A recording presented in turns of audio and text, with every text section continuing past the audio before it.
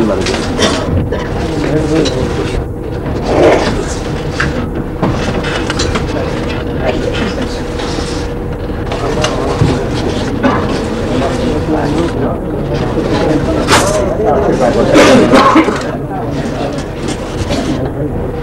would not venture to introduce the panelists here. All of them are quite distinguished. I think it will be almost a blasphemy if I introduce Mr. Laxman.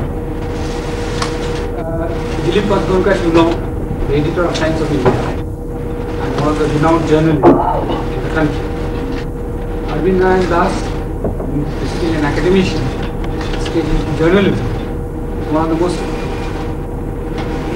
known non-Bihari resident. Secondly, Mr. K.M. Tiwari is a well-known teacher at Patna University and head of the Department of English in Patna University. One of the brave English journalists, the Joint Secretary in the Ministry of Department of Finance.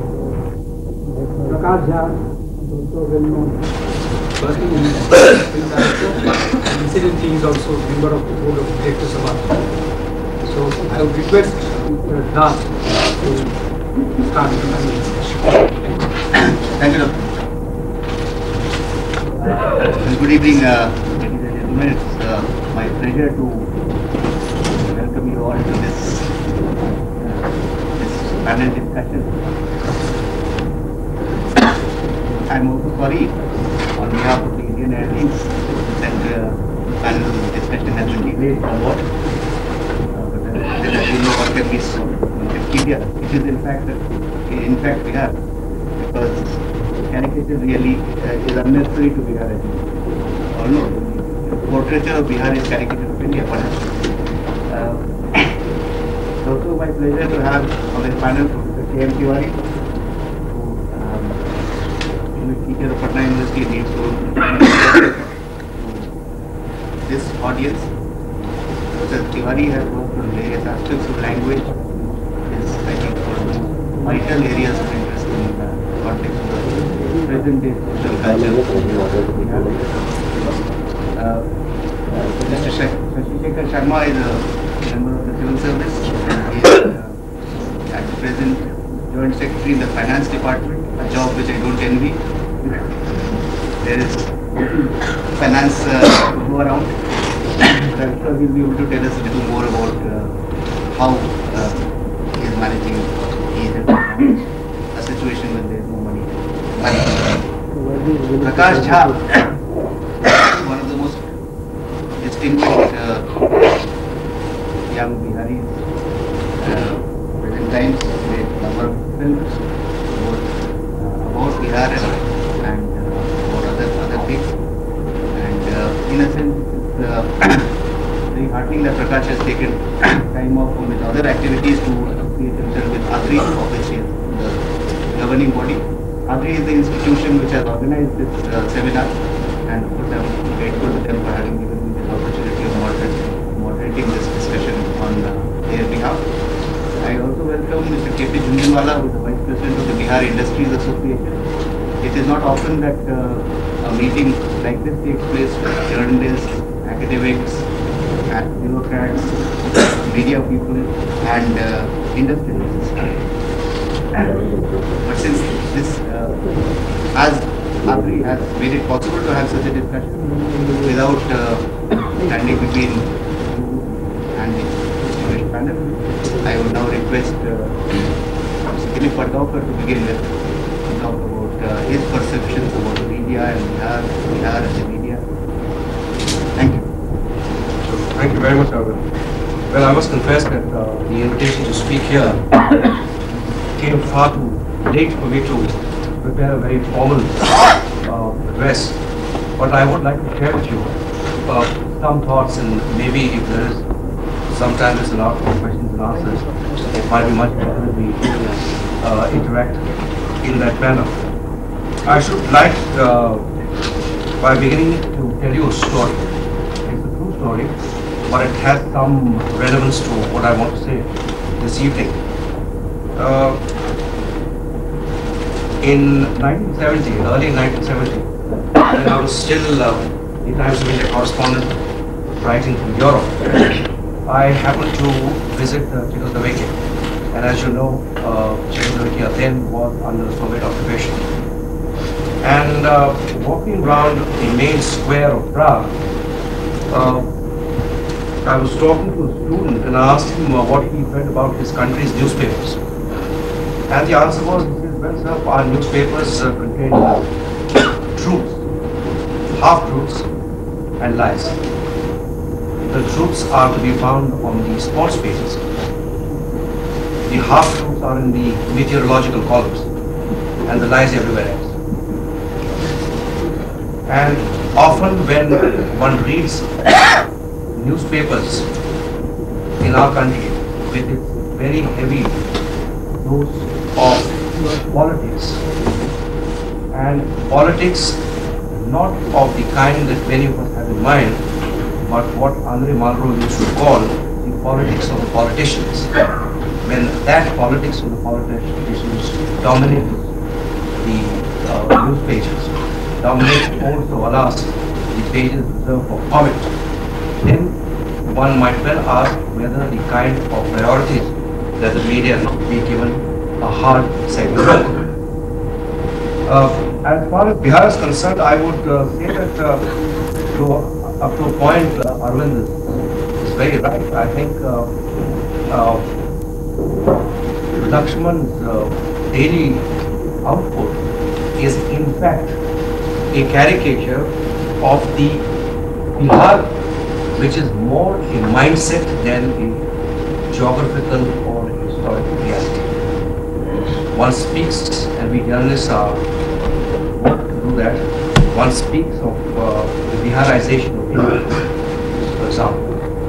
But in fact, the extreme caricature, the vulnerability of our system, my friend and colleague Laxman, has been called the greatest journalist that independent India has ever had.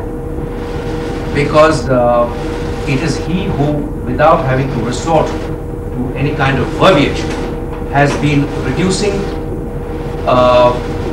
almost like one of these great sculptures of geometry where you remove all the non-essentials and stick to just the barest of lines. And I think with a very limited number of words and of editorial control. I mean, there is no such thing as, he's the only one that I can think of who does not discuss his work with the editor before. He's the only one who does not submit his work before publication before. And that is the way we like it, because that is what gives my newspaper certainly a freedom of tone and a certain tenor, which is very difficult for us to replicate. As far as the subject of discussion is concerned, I will merely wish to make 3, perhaps 4 points. The first is that, as always, the nature of the media in any given society is to a very large extent a reflection of the nature of that society itself. That there is no way that you can have a highly sophisticated press in a society which is tearing away at the reefs, a deeply divisive society, a society which in some ways has had its soul shriveled because there is no sense of purpose, no sense of direction in which it is moving. That's the first comment. The second comment is that, like society as a whole, the intelligentsia, and particularly the media, are going through a period of a tremendous amount of reappraisal. A reappraisal of many of the concepts, many of the beliefs in which we all grew up. And I need not really enunciate these at great length. Let me say merely that certainly since November 1989, after the fall of the Berlin Wall and subsequent events in Central and Eastern Europe, in the Soviet Union, and the grave tragedy that we are now witnessing in Yugoslavia, as a result of these developments, not to forget the lessons of the Gulf War. The world picture in terms of ideological beliefs, political certainties, has changed quite beyond recognition. And we as an inward-looking people have not yet come to grips with what all these changes mean to us. And by we, I include primarily the media. We have tried in our own way to do it, but because of the vastness of our country, because of the difficulties that we've encountered, we have not paid enough attention to what's been happening in the world around us. However, coincidentally, together with these happenings in the outside world, much has happened within our own country itself. And I think the 4 or 5 major parameters of a system within which independent India has grown, those 4 or 5 parameters are now under severe stress. Secularism, and you have non-alignment. These are the 4 major parameters of the Nehruvian model. And each one of them has been rudely shaken for a number of factors which we can, in so wish, discuss later.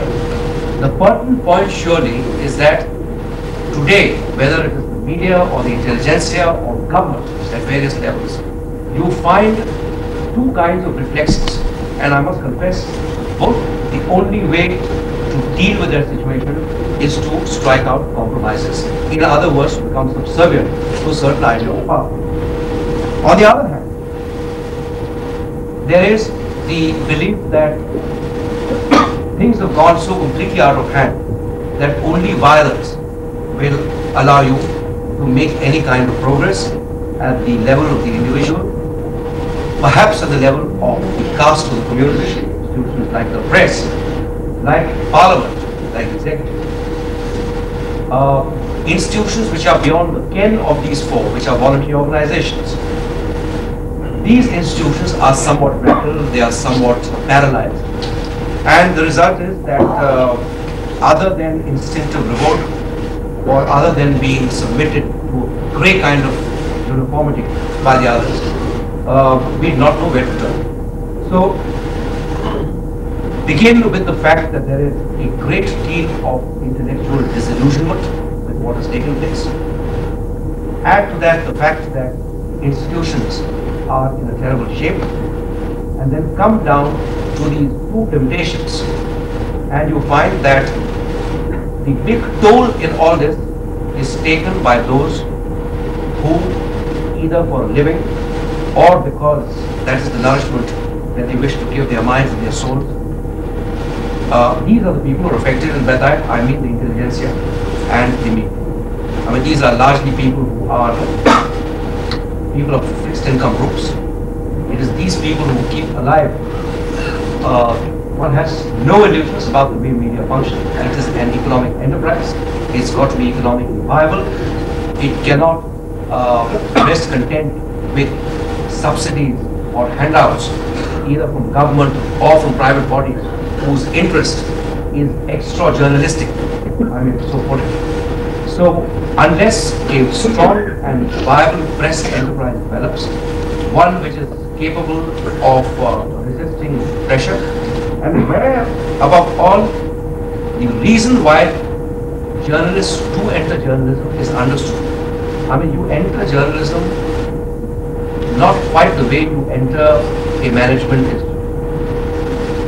I mean, unless there was something in you which said that I need to use my talents as an observer and as a communicator for something slightly larger than the designations I might require, then journalism becomes a self-defeating exercise. So we are in the process, I think, all over the country, again, taking a hard look at what we are, what our priorities are, what are the kind of concessions that have to be made to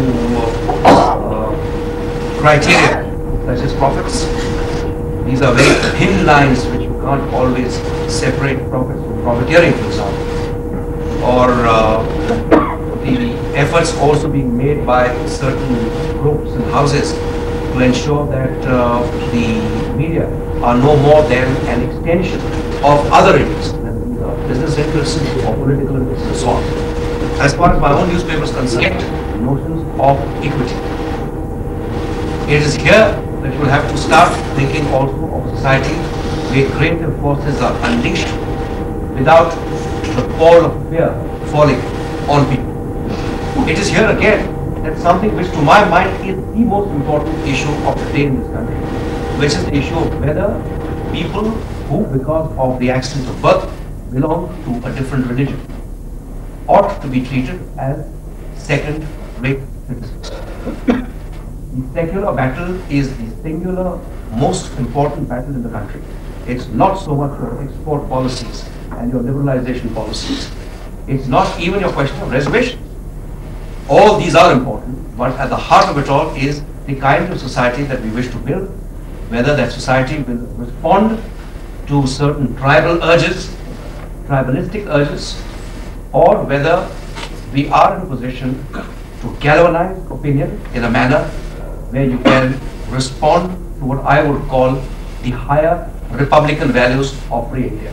And those republican values are democracy to begin with, effective democracy, a secular order, an order where the rule of law prevails, an order where the concern with social justice is never beyond one's immediate reach, and above all, an order which will once again make it possible for all Indians to live with a measure of dignity and a measure of pride.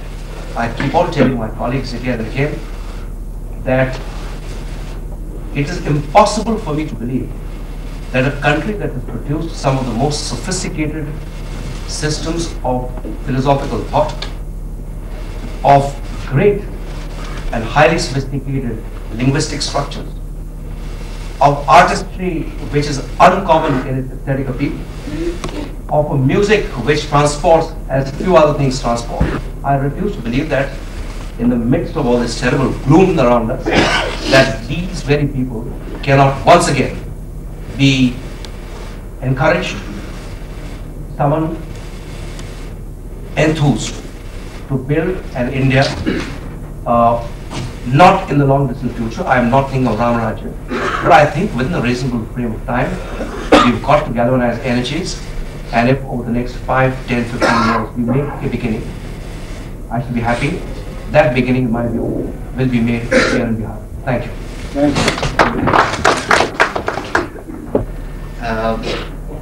The concerns are naturally more than those of Bihar.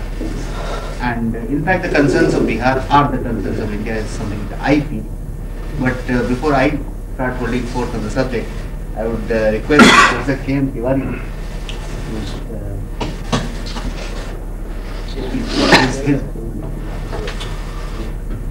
Thank you, Mr. Das. And thank you, Mr. Sargam. When I came here, I came as a disillusioned man. I'm a Bihari. And I came as a worried man. I have reasons to be worried because I happen to be a teacher in the university. And as Mr. Patna said, the intelligentsia have a responsibility, a very grave responsibility in Bihar. I am conscious of my responsibility. At the moment, extremely conscious of my utter helplessness, of which he spoke before. But I thank him because of his brave words, his stirring words, which put some courage into me. That the destiny of India will be decided here, if I understood him right. And as a Bihari, I felt proud for a split second that we, perhaps with the help of Mr. Patgaonkar and the media, particularly his newspaper, would probably bring about a renaissance, a regeneration. But it's a big but. This struggle is going to be very hard, and when I look around, I don't find many brave fighters. Words alone. Very brave words used by most of my colleagues, and I too use. But the morass, the mess that Bihar is today. And I'm thankful to one of your feature artists, Mr. Gautam Adhikari's article. Carry on Bihar, prove Churchill right. Bihar, if it's allowed to spread in India, will destroy the civil society as we know it. I think it was not born out of indifference to Bihar, it was born out of deep love and affection. I would like more of this kind of perception in the reality of Bihar. And I don't find that in me. That is one source of my helplessness. One of the important sectors of Bihari life is lived in the universities of Bihar. Anyone who is familiar with Bihar universities knows that the skeleton, the structure, the buildings only survive, the spirit has gone out completely. The examinations are held under conditions which I need to describe to you, but the media doesn't pay any attention to. To the best of my information, I read your Times of India every day. I'm a faithful reader of your news. But I don't find the agony of the teachers of Bihar reflected. For a handful of shirkers who do not do their work and draw their salary, for those parasites, the entire community is blamed, and community Eastern Europe might I say, the remote possibility someday affect our thinking processes here. And yet, there is no sign that the future of Bihar, the future generation of Bihar is alive to the tremendous possibilities that await and the threat that they pose to India, and by their inward looking, narrow, sectarian, as you said, local mutinies, they pose to the social fabric of Bihar. I welcome media's attention on Bihar, but I would expect the media to reflect, to express our agony. I was told that the newspaper, the Times of India in particular here from Patna, has one particular page available for the intellectuals to write about their conditions and about the plight of education in universities, but nobody writes. There is one thing more, I think people may not articulate and speak out their mind clearly. They are in grip of a fear that paralyzes thinking at the moment. That fear is physical. Nobody listens to it. It's a dialogue of the dead. It's a situation in which whatever you feel, even if you speak, is not perceived, is not understood properly. Or if it is understood, it's not acted upon. I would expect the media not only to focus its attention, it has done it. I welcome it, I thank it for this, but I would like the media also to suggest the ways out of this impasse, the situation in which we find ourselves in Bihar. I'm asking probably too much, but you are the only one I can turn to at the moment. Therefore, I have expressed my sense of outrage at whatever is happening, in particular in universities. Beyond tears and beyond laughter. I've enjoyed Mr. Laxman's cartoons. I've enjoyed it. But I would like one cartoon that can distill laughter from the agony of Bihar. Thank you.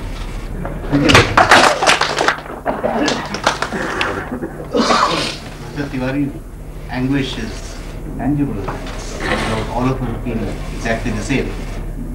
I have myself been struck by the fact that in the late 60s and early 70s, Bihar was reported about, and I think very well. The recent report that I have noticed in the last year or 2 years have focused more and more about violence, despair, degeneration in the cities, in the educational institutions, in government institutions, and so on. Now, perhaps this reflection in the media tells only half the story. There are other aspects surely of Bihar which also have as much relevance. And I'm here reminded at the moment of two films that I've seen on Bihar. One, a film of great despair and anger, and one, a film of great deal of enthusiasm, hope, laughter, and so on. Both located in Bihar, both made by Patna. I would now, of course, request him to speak, but before that, I would like to ask him whether today he can possibly make a film like Hibe Fode.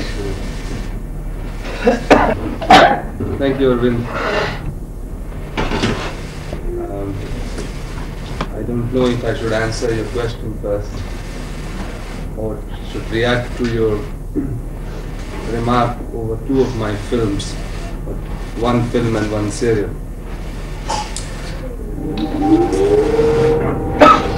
My personal experience with making films in Bihar and the way media, the print media has reacted to it. My medium is also a part of the media. Has been quite disastrous. So, I'll take a minute to explain that when I made Damul, I was very conscious that I was a Bihari. I was also conscious of the fact that I was dealing with a subject which I had lived with for many years as a child. Portray a feudal structure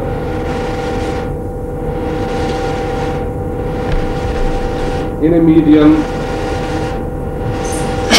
which can become a very sensational portrayal of the kind of atrocities and cruelty which are inherent in the society.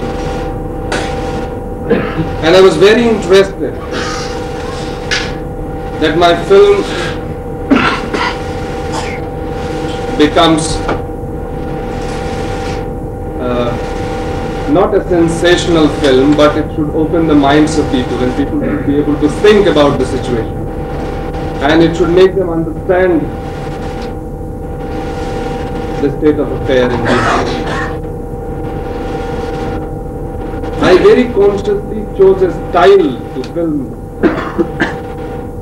and I deliberately kept the camera moving and away from the characters, and it did not use the medium of close-ups, which is usually the case. Primarily so that we center not around characters and the agonies and the experiences of the characters, but around the problem in a holistic manner. But I'm afraid once just everybody wrote about the film was anything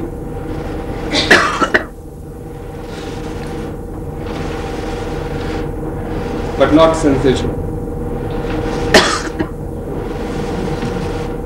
What I mean to say that the way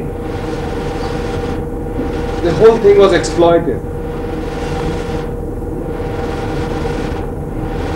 it made me feel that I was myself exploiting the situation in Bihar.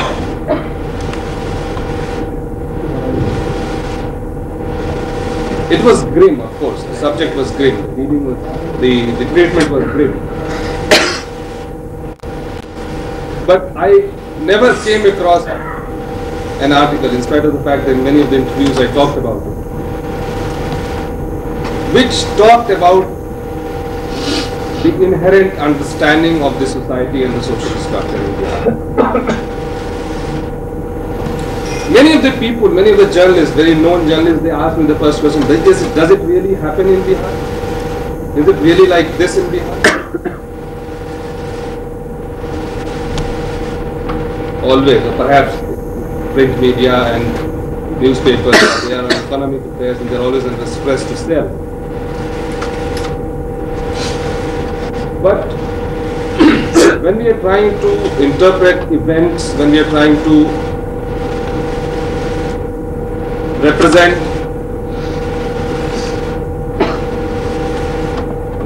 facts which pertain to any kind of society, especially that of Bihar,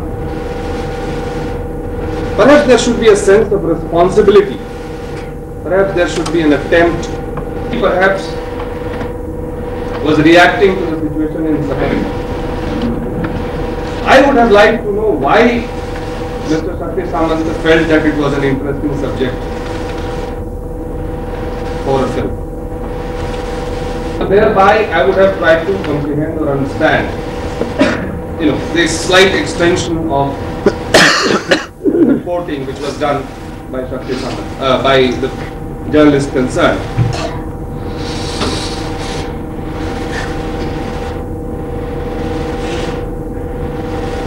Quite honestly speaking, I am now scared to make a film like that.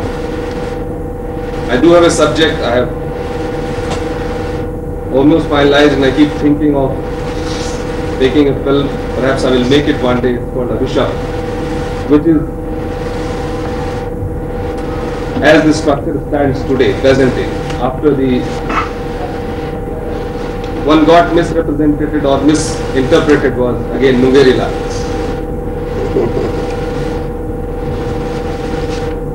See, we should make a film like a series like Mungeri Lal, and if the maker happens to be a Bihari, then it is interpreted that all the characters in Bihar are Mungeri Lals.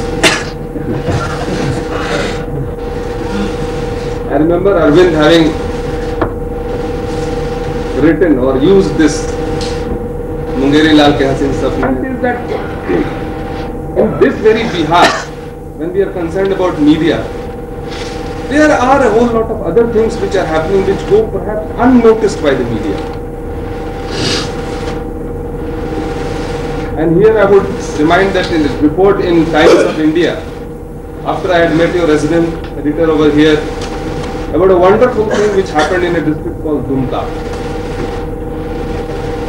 Well, I have been noticing the progress there. In Dumka, the district administration had almost revolutionized a whole lot of reporting this happening which was taking place in Dumka.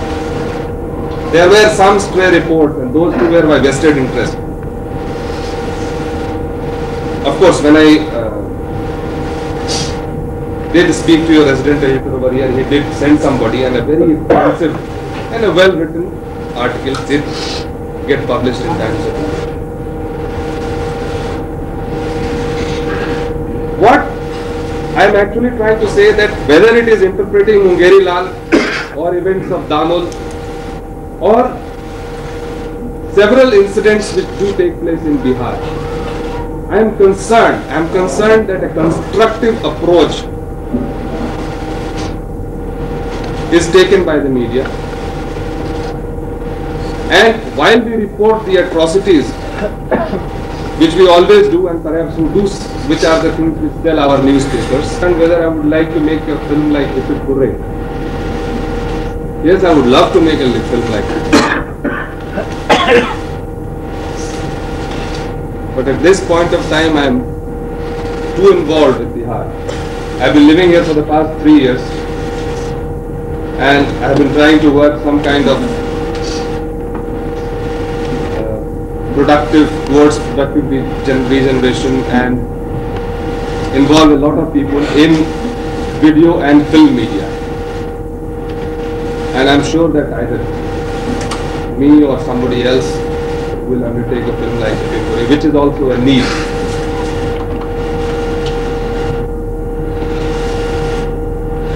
I think I would like to also react to a particular kind of feeling which I, as a Bihari, because I travel a lot outside Bihar, get, because most of the country and most of the world outside Bihar it is through media that people come to know about that. And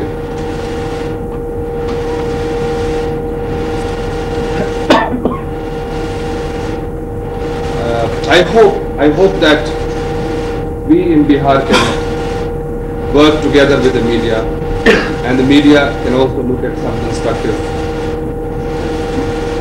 things, some constructive aspects which are happening here, and we can build, we can construct, and that is my main concern today.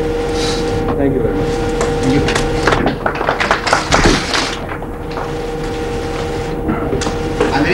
fact that over the last couple of years, a very large number of people have started saying, I as a Bihari. This was not so even 5 years ago. And this I think is one of the signs of hope. Because for generations, Biharis have been referred to by others by various names. Not all of them derogatory, but most of them.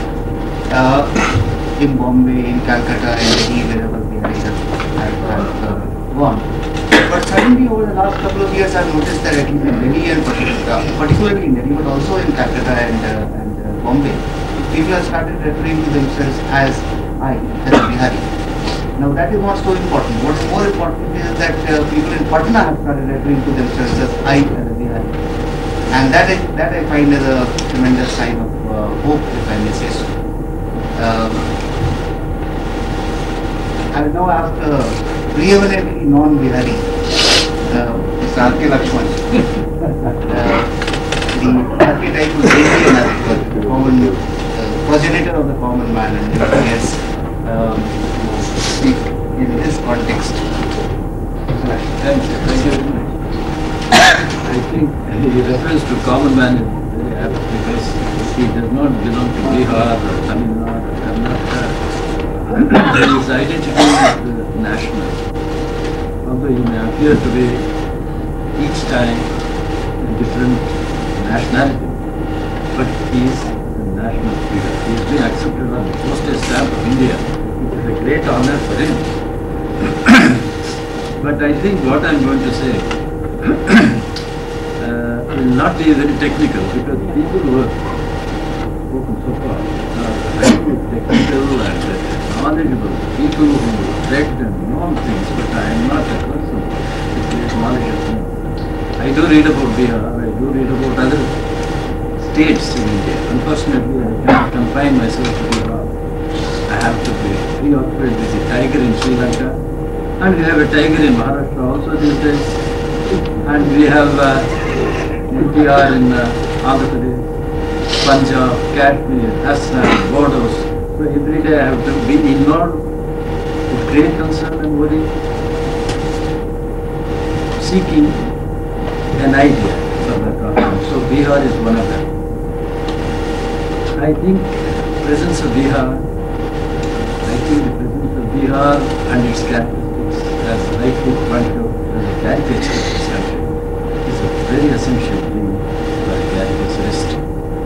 I will be saying something very cynical if I admit that I need people like your Chief Minister, people like your Administrator for my profession to thrive. Otherwise I will be starving. I am glad to know that in our country there are quite a few of such persons, and I am very happy to hear that Bihar is going to set the standard for the entire country. I hope it does, the way it is progressing, because then I will be more important than today and I will be working harder. About the intelligence and the intellectuals that has been constantly connected with media. I think the idea of intellectuals and intelligentsia is highly exalted. Personally, I think they have got two sides. The intelligent man, the intelligentsia, the man who knows everything, the answer. No grey lines at all, but in black and white, he knows what he wants. Recently, when there was Gulf War, I was amazed to discover the truth, which was reflected in the newspapers also. When Saddam attacked Kuwait, everybody got shocked. But few days later, when Bush attacked Saddam, they were equally shocked. They didn't know which side to take. Unfortunately, they thought Saddam was an evil person, a wicked man, briefly, and then they thought Bush shouldn't have been indicted. And in the daytime, they said what Bush was doing was right. Otherwise, Saddam would have eaten away the entire army. They would say in the morning and say, Bush is teaching this Saddam a lesson. Good thing, otherwise the entire world will be destroyed. But in the cocktail parties of the evening, They would say, I think Bush is going too far. Why shouldn't Saddam take what he wants? What did Bush do to Vietnam? Same people had not decided which was right, which was wrong. They were talking in terms which show great doubt in their own minds. Similarly, in the Mandal Commission, daytime it was all Mandal, very good, and that's the thing to happen. We are a secular state, but all the one and everybody is given a chance. Cocktail hour, it used to say, what happens to the intelligent people who took money and educated their sons? This is wrong. The same thing happened when Russia fell. Our own government committed a bloomer by saying this was going to happen or something, and Asimov said, and later quickly diplomatically retreated from it. So you cannot say today that media will help much, because print media itself has great doubts about the issues of the world. It cannot, unless somebody takes a stance, it cannot take a stance. Unless somebody else is the view, it cannot. Because my profession is such that I don't get involved. I am not here to reform society. I am a spectator of the game of politics. I don't get involved myself. The people think I do a great reform work, which is not true. Actually, my selfish motive is to get kick out of the politicians and their blunders. No more, no less. I would like to see them commit more and more blunders, but certainly not that. I don't want to see them do the right thing. The same doubt prevailed when our liberalization of economics, our industrial policy was liberalized. One set of people said, this is terrible, we are going to be bought over by the Western capitalists. The other people said, this is the right thing to do because we can retrieve our honor as a society which is prosperous. Even today, there is terrible doubts. Nehru in socialism, is that the right thing? Or is Mr. Finance Minister thinks his concept and Narasimha's concept, is that the right thing? Can anyone here to say, this is the right thing, this is the wrong thing? Everybody has their own doubts in that situation. To say that media must help, cannot help. Because media is after all the reflection of the society, not in itself an absolute fact. Society misbehaves, media cannot help. For instance, how the failure of fortunately we have a natural democracy, it is not democracy which we couldn't have been a dictatorship at all at any time. That is why all problems are we are very democratic. Because discipline comes not in democracy, but in dictatorship. But we enjoy a terrible democracy without any discipline at all. Ever since I can remember, there have been charges against the people who have evaded taxes, made black marketeers, industrial tycoons, businessmen have been charged with diddling the government, whether it is dealing with the Western market or buying guns or buying this or buying that, from Mundra to present day. Plethora of criminals exposed, tried. Not a single person has been charged with killing and sent to prison. That's not the how the power of media to correct society. I think it is not right to expect media to reach because you sit and speak in English, addressing each other.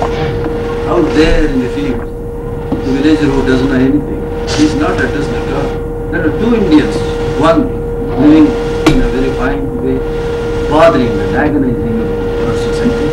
One there, not at all bothering about society but himself. He is the right man. Unfortunately, he is never addressed except by the politicians who do so for their own selfish purpose, own back. That is the reason, the great divide you don't see at all. He was telling about the wells being done. 2,700 wells have been done. 1 million trees have been planted from there. These things are academic interest to us, good, they did it. But how has it benefited the villager? Is he happy? Does he feel responsible towards that land, or does he think it is his due? The question of giving something which should be a matter of his achievement should be shown. Not because the blessing of the government or the gift or benefit to shelter them during winter, hardly a few yards of it. There is somewhere a strange. This thing, we have written about it, I know about it, everybody perhaps we who read can know what is happening. But has it been said right? No, the minister who reads about it, perhaps who himself has benefited by those plastic sheets, reads and just throws it because he knows nobody will touch it. Well, I am not going to prolong because people have taken time and I have not much to do. These are the observations I have. This whole country is like Bihar. Bihar is not an exclusive island floating in the void. I am a Bihari, I am a Madrasi, I am not said because there is no need. Now I don't know whether to say I am a Bihari is a sign of hope for the next man. A man, I can tell you the villagers today, I remember a cartoon I did some time ago. Here is a small group of villagers standing. I think I told you the story of helipad being hurriedly made. When the helipad is finished, the villagers are told this. The minister is coming, I said. The minister, remember 4 years ago, he voted for it. I say, he is coming, very good. He comes and lands on the helipad. The motley crowd of villagers gather around and asked, sir, I'm so happy. How are you? Oh, good. Nice to see you once again. Namaste. You see, he starts, he says, before you do that, we want drinking water, we want school building. No, we don't have the school building. And then hospitals, very necessary for illness and other things, there are no hospitals. And roads, transport, because we have to walk 20 kilometers before we catch the bus to the place we have Monday. I say, good. I remember that. Transport, drinking water, and school, and then I'll see them. Don't go by your own village. Yes, this has to be attended. I told them to do these things 4 years ago. What has happened? He says, and finally, he says, you see, the country is progressing. Very fast it is progressing. 4 years ago, I came to this village, if you people remember, in an ambassador, black ambassador car. Today, I come in the helicopter. It shows the country has progressed. Then they say that is true, so your children will tell the story. Well, for instance, your son, what does he do? Where is he? In Bombay, sir. He's working in Bombay. I see, that's very good. And does he send money to you every month to look after you and your wife? Yes, sir, he sends quite a good amount and he looks after you. See, the future children will benefit. Where is your son in Bombay? He's a beggar in Bombay, sir. So, a beggar in Bombay is far better off than the villager there. Electricity generation plants came up, particularly Hydel. We have nothing, Hydel was the name, except for the Swarn Rekha project. I think somewhere media should have come, and probably our per capita income is lower than even Meghalaya nowadays. This is a tragedy. We occupied the 6th position at the time of independence. What has gone wrong? Bihar attracted the biggest entrepreneurs of this country, Tata, at Jamshedpur about a century ago. What happened to our viability since during this last 100 years? Have we ever pondered over it? We have produced the biggest bureaucrats or politicians, as we find in Delhi, probably the first bureaucrat, the senior most R.K. and L.P. Singh, those who were the famous bureaucrats, also concerned with the glamour. Suppose we are discussing something important in a seminar in which thousands of man hours have been put in to organize that function, and naturally surprised that national press in some of these developmental activities recently have been taking more interest than our newspapers in the state. If the problems are taken up objectively and placed before the person saying that, oh, you are thinking of something in Bihar, it will never take up, it will never come up. This public opinion has been created by anti-media. I request Patna, audiovisual media. Now, I'm not going to comment on that because it will be giving you a sense of deja vu. All of us who stay here know what exactly Bihar is. Now, the question is how it is being perceived. Whenever we discuss Bihar, we discuss it as an exclusive entity. Okay, it's part of India, but it still remains something absolutely exclusive. It doesn't have its connections with the larger reality over the years. Now, these are the two. Now, there are two questions. And for section of Bihar, there might be two aspects of it. Now, another point I would like to say is that somehow whenever Bihar is analyzed, it is analyzed in a very pathological sense. You see it from a microscope. Okay, this is sad, this is bad, this is wrong. You see the gory details of a situation. Someone being massacred, houses being bought. One is visualizing a situation which is, as we agree, not similar prevailing in other parts of this country. It has its deeper causes. Then probably we will not have to be content only by being a pathologist. There has to be that patient touch of a healer also. Now that healing touch, I believe, in large measures has been missing. Now why? And to deal with situations, I am only making some kind of a loud thinking as we perceive, even in bureaucracy, in the administration, as we see media reacting to things which are happening. I don't know whether they have any good words to say to us. Nevertheless, we also somehow react to how media is reacting to us. Now, unfortunately, an alternative role model, as I would say, has never been portrayed. Things have been painted, things are being painted in a very dark, bad situation. Now, where do we go? We stuck further, or we look for a path which leads out? I am aware, as Mr. Laxman said, that media will not be the only medium of changing public opinion, but it has to play a very vital role in the days when information technology and information dissemination is going at a faster pace. So, for example, as Prakash said, in Dumka, tremendous work has been done as far as groundwater management is concerned for the tribal people. And he quoted a wrong figure. There are 16,000 wells in one particular district. And in most of Chota Nagpur, he made a movie called Jal Jeevan Hai. It covered Ranchi, Palamu districts. I was posted as SDO Palamu when we did about 8,000 wells in that area. Okay, it got some amount of coverage, but it's not in the perspective in which somehow even we as a beneficiary would have loved to. I was in Muzaffarpur some time back. I'll just give you one example. One of the organizations, one of the programs functioning presently under the National Literacy Mission. Now, there were very few reports on Sakshar Muzaffarpur Abhiyan,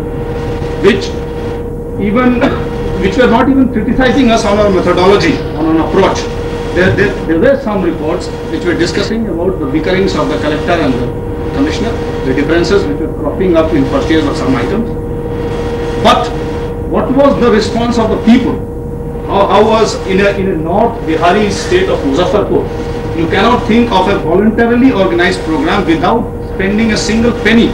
We did not spend a single penny, and in 4 blocks of Muzaffarpur district, I think by end of this year, they will be about to be declared as totally literate, and that was only on basis of voluntary effort. Now, these are also models of Bihar. These are also realities of Bihar.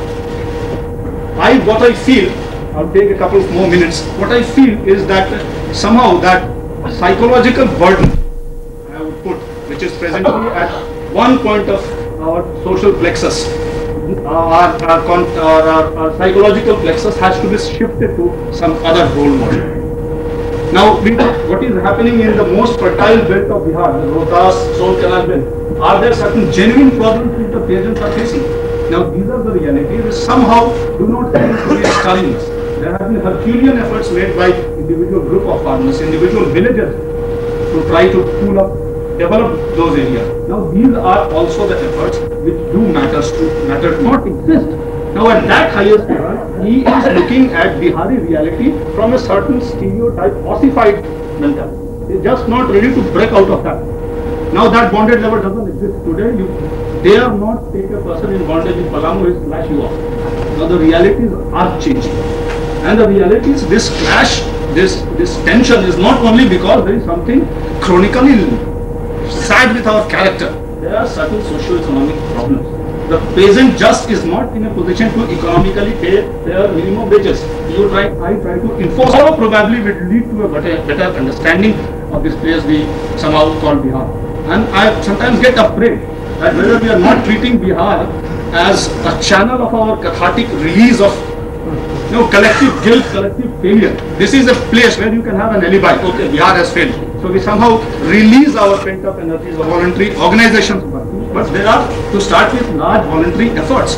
There are people with land-hearted courage who are working somewhere. Now these people have to be brought together. Unfortunately, even voluntary agencies prefer to work in Maharashtra and Tamil Nadu, where they have a pretty good infrastructure. Nobody dares come to Muzaffarpur and Palamu. You make a survey of the voluntary organizations working here, you will find very small local efforts coming here. The larger ones try to concentrate in areas where they have a better opening, a better environment. Now media here probably will like to have to understand smaller things, positive things being done to be highlighted, even if it needs. Sharma is clearly focused on one aspect of Bihar which doesn't get written about as much as it should. Since he has talked of Palamu, I would like to make one observation. The very first report on bonded labor in Palamu that I remember in the newspaper was in 1967 during the famine period. At that same time, I remember reading an academic report also on academic administrative report on the estimate of bonded labor in Palamu. It estimated that there were at that time, 1967, about 60,000 bonded laborers in that one district alone. The 1921 community agreement report had talked of about 20,000, and in 1967 around 60,000.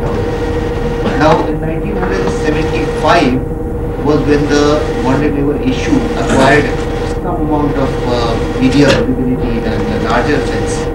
At that time the first report on the bonded labor in Palamu appeared, if I am not wrong, in the Times of India. Back to the bonded labor issue, I remember reading in 1976 in the Times of India, around February, that 581 bonded laborers had been released in Palamu.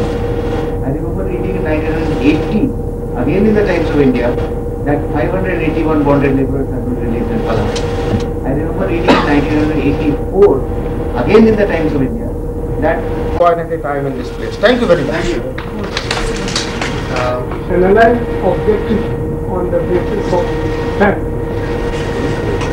Certain issues concerning Bihar and other aspects of this. And on so many counts, I find Bihar is doing much better than other parts of India and even in some even today. And I'm particularly that here Bihar is on a better ticket. So, don't you agree that in spite of these facts, media presents Bihar always in bad light, and the ID instrument, partly this was reflected by Professor Kaja and my young friend from the animation. Can we just take a few more questions and answer them together? Professor Tiwari has made this point that media reflects the reality. He is so despondent. But university not only that is not only university. It has so many other. Okay. Are there any other questions? If there are no other questions, then I would invite Mr. Dilip Padgaonkar to make concluding observation. No, I really don't have concluding observations, but I should like to respond partly to what Professor Tiwari had to say, and partly the observation just made by the good doctor a couple of minutes ago. I'm afraid many long-time newspaper readers, for example, when we are told that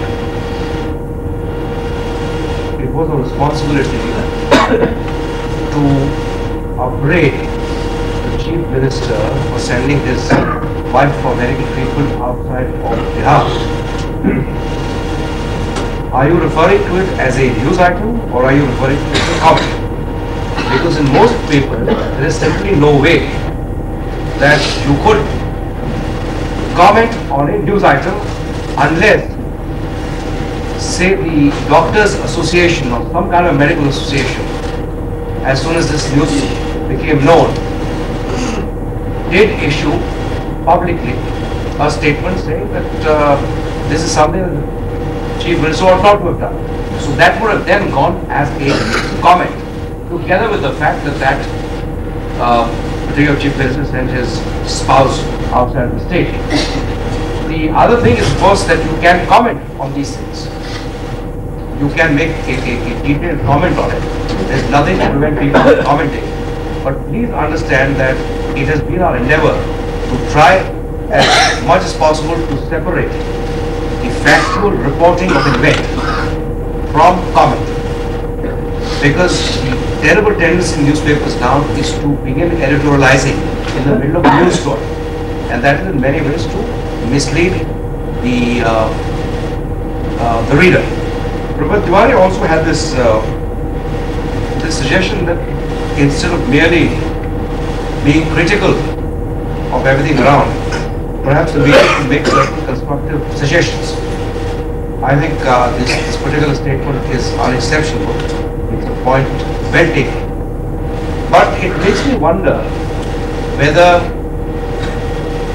too much responsibility is not being foisted on the media. The business of making suggestions, properly speaking, belongs to the elected representatives of the people. If your legislative bodies aren't doing their work properly, then you turn to the media for redressal. Your courts are not functioning as effectively as they're expected to. So you turn your attention again to the media.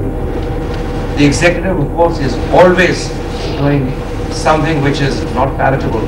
So you expect the media to upbraid the executive.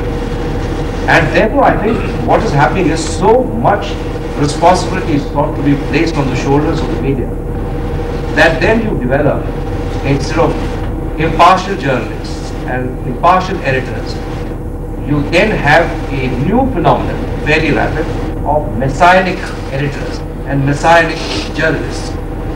People who believe that they know the truth,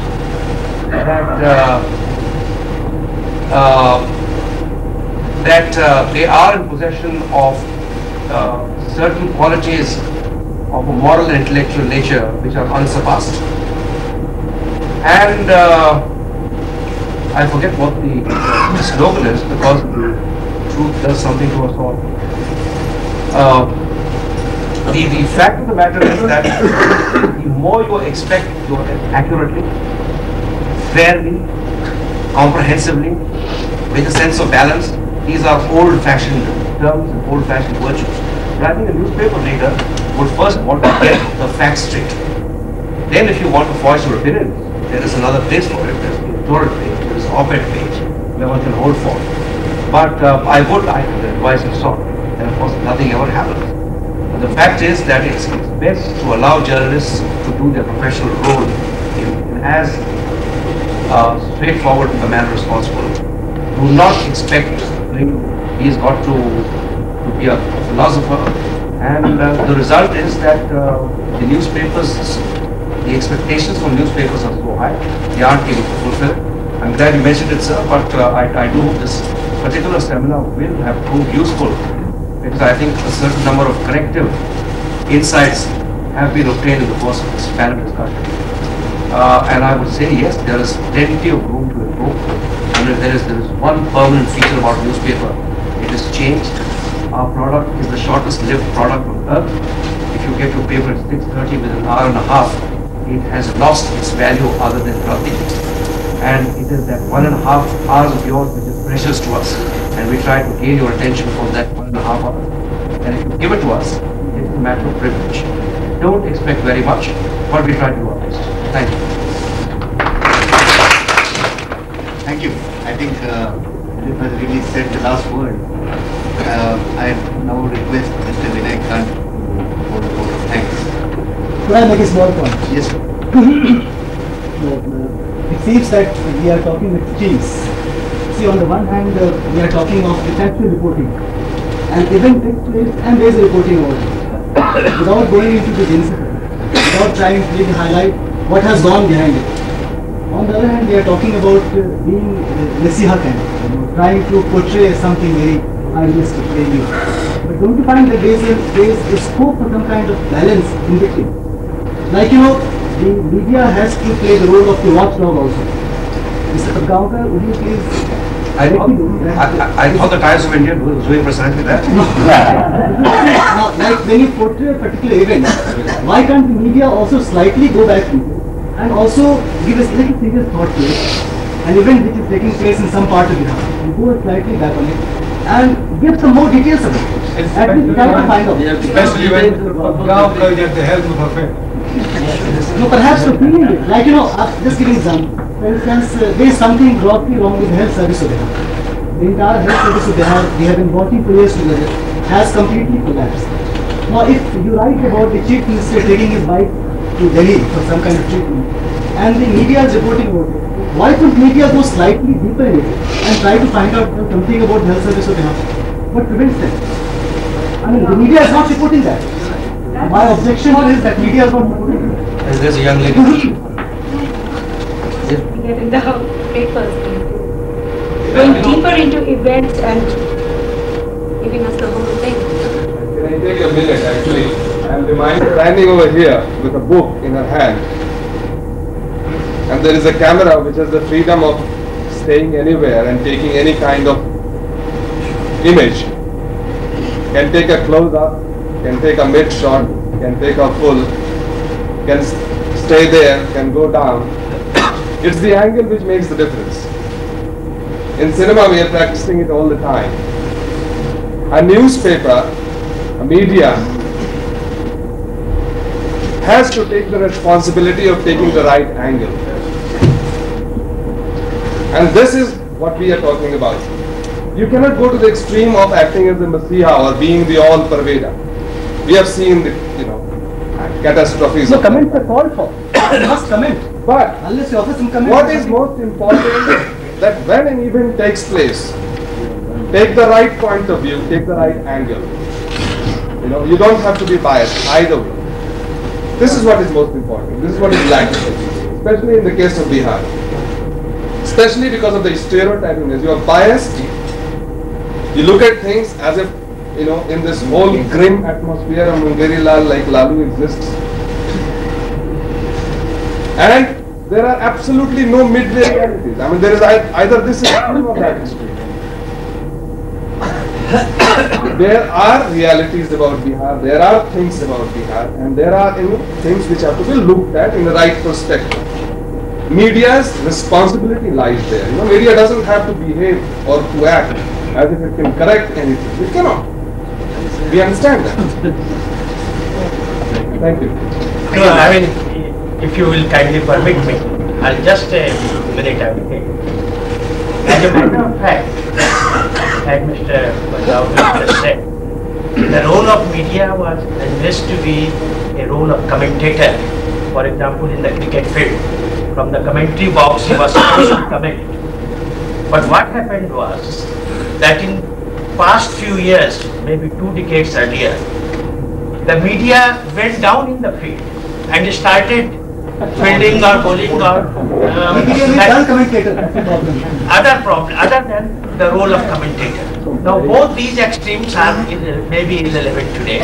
Some where media has to be found, and comments on the national problems, comments on the poverty, comments on the imbalance, comments on the development will have to be made by media in whatever form they want.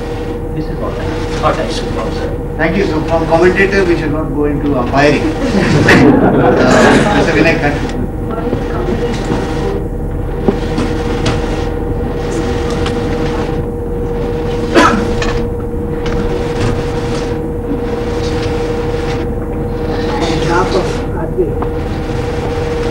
I've been asked to propose the voting plan.